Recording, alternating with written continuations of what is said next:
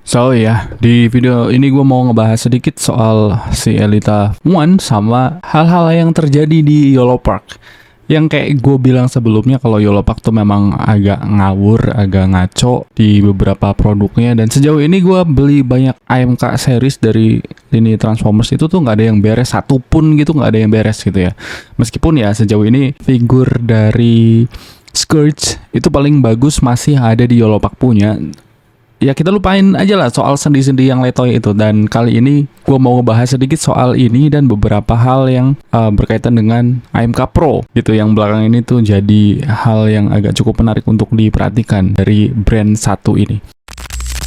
Dan boxnya seperti biasa kayak gini tuh, yang gue lihat dari AMK itu kayak khususnya yang di ini Transformers One itu tuh bener-bener kayak boxnya tuh ala kadarnya banget, kertasnya tipis, nggak glossy sama sekali, jadi kayak gitu. Dan itu penampilan dari dan itu penampakan dari Elita One-nya tuh kayak gitu, ada gloss-gloss apa segala macam dan warnanya tuh silver apa segala macam gitu. Cuman di bagian sini tuh ketika dibuka nih pakai velcro, nah loh di bagian situ aja tuh ngawur gitu. Dia nggak ada hidungnya tuh, masa lihat aja tuh di bagian produk displaynya di situ tuh nggak ada hidungnya. Itu kan ngeri-ngeri sedep ya. Tapi untung aja di bagian ininya, figurnya itu tuh ada, kita dikasih hidung. Nah ini ya mending lah ya daripada nggak ada hidungnya, itu ngeri banget gitu. Dan seperti ini penampilan dari Elita One yang menurut gue tuh kayak, ya sorry banget ini judul gue mungkin agak sedikit ngawur juga ya, karena memang brand ini tuh menurut gue tuh banyak ngawurnya, jadi judul gue ngawur aja nggak apa-apa lah ya. Ini kayak semacam itu, yang lain kayak Megatron, Optimus, Bumblebee udah pada rilis, terus ini kayak telat gitu. Udah jadi belum nih? Udah nih bos, tapi belum dicat. Udahlah gas, gas ayo gas. Buang. Tapi ini belum kelar bos, catnya belum ada. Bodoh amat, udah. Pokoknya kita buang aja itu. Kita mau sibuk bentar lagi karena kita mau ngerilis yang versi pro kayak gitu.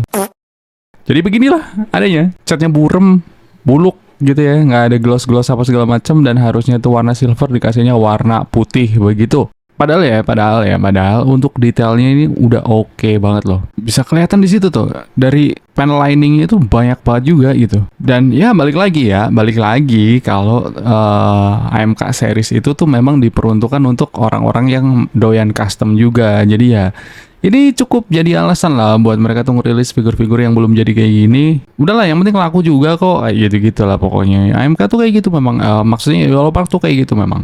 Dan ya belakangan ini tuh mereka announce dan udah ada, maksudnya udah dibuka pre-ordernya untuk Mirage yang versi Pro ya kan, dimana teman-temannya di lini ROTB itu pada nongol di AMK series, kemudian muncullah Mirage dalam versi Pro. Dan belakangan lagi juga si ini mau digarap ulang, Scourge sama si Optimusnya tuh bakal digarap ulang dalam versi Pro. Kan ngadi-ngadi ya nggak sih? Jadi kayak yang kita tuh udah beli AMK gitu ya, cepet-cepetan gitu, mereka tuh ngerilis cepet-cepetan, yang lain belum ada yang rilis, mereka udah rilis, udah bikin ala kadarnya gitu, yang kepalanya kayak pentol juga.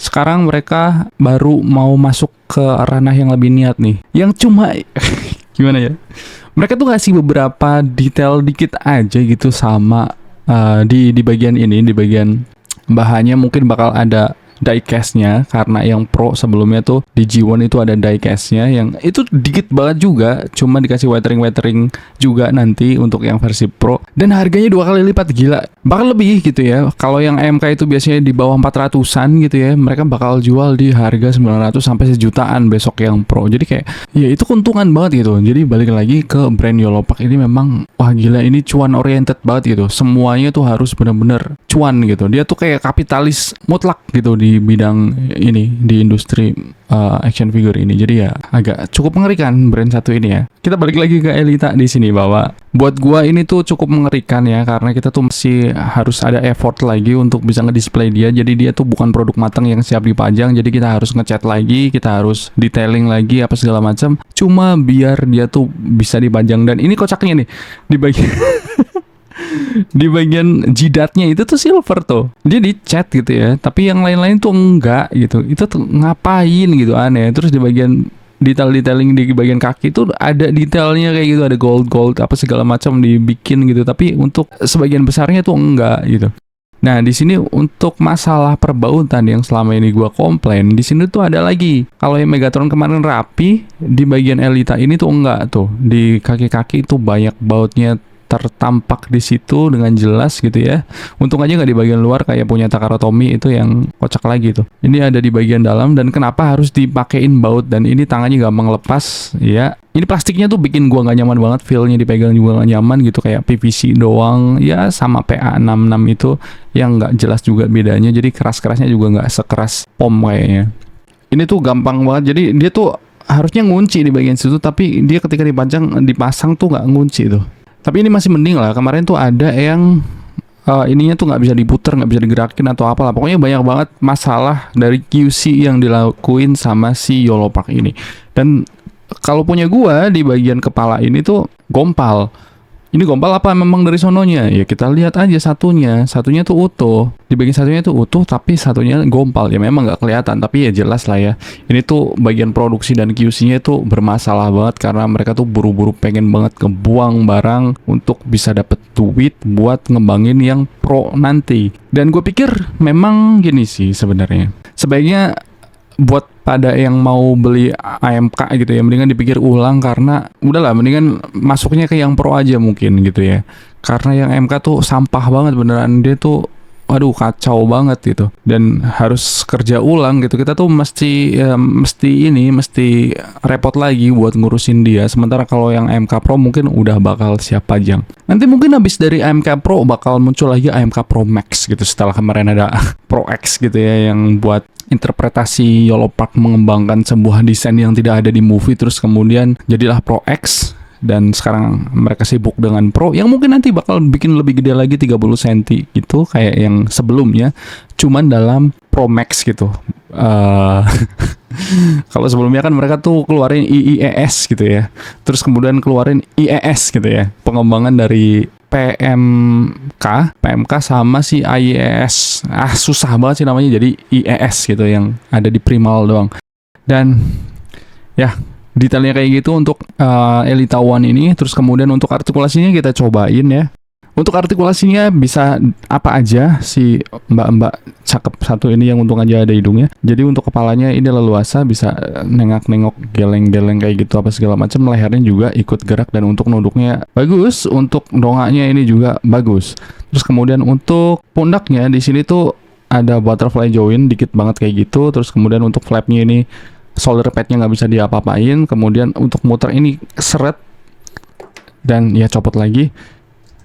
Ya ini juga copot. Untuk naiknya bisa setinggi ini aja. Dan untuk sikunya kita pakai yang ini aja karena itu gampang banget copot. Jadi sikunya tuh di situ ada double band di situ dan ini mekanismenya cukup unik kalau menurut gua. Kayak gini satu, terus kemudian di situnya juga ada. Jadi kayak gitu. Bisa serapet itu, rapet banget itu, bisa sampai nempel kayak gitu. Kemudian untuk ya itu copot juga.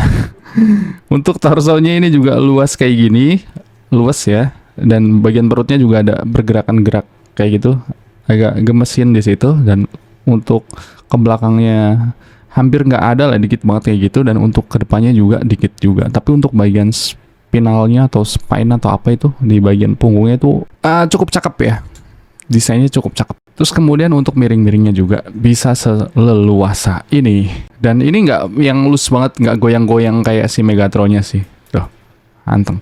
Untuk sempaknya di sini bisa gerak-gerak dikit kayak gitu. Dan ini ada di tengah ya, tumben banget AMK tuh pakai join di tengah, biasanya ada di belakang. Kemudian untuk kakinya itu nggak bisa diturunin, jadi cuma kayak gini. Oh ada, bisa, sorry. Jadi muter ke depan kayak punya Megatronnya kemarin, dan kemudian untuk ke depannya tuh naik setinggi ini, untuk ke sampingnya setinggi ini, dan untuk ke belakangnya setinggi itu. Kemudian untuk dengkulnya jadi dia cuma punya satu join doang di situ. Itu agak cukup aneh sih, kenapa dia cuma punya satu. Dan ini untuk flapnya tuh di bagian dengkul nggak bisa digerakin, jadi dia cuma segitu ya, nggak bisa serapat itu. Kita coba paksa lagi, apakah ada join yang tersembunyi? Tidak ada, jadi memang segitu aja. Dan kemudian cuman dia, oh bisa, jadi rodanya tuh geraknya ngikut kaki kayak gitu. Kemudian untuk tuh artikulasinya kaku banget itu. di pucuknya kayak gitu, dan gue lebih suka yang kecil-kecil kayak gini sih sebenarnya daripada yang gede dari tengah, itu tuh kurang stabil.